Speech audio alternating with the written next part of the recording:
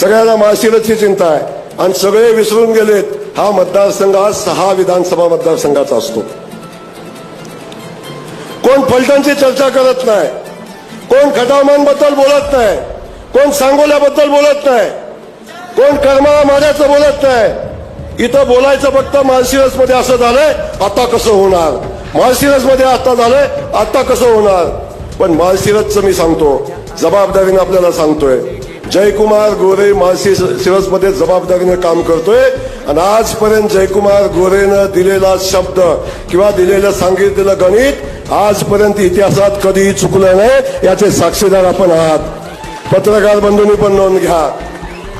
जेवढं माळशिरसचं लीड असेल, जेवढं माळशिरसचं लीड असेल तेवढं उतरायला दुसऱ्या कुठल्याही मतदारसंघात जाऊन देणार नाही. या मान खटावमधनं त्या माळशिरसचं लीड वजा करून दाखवेल.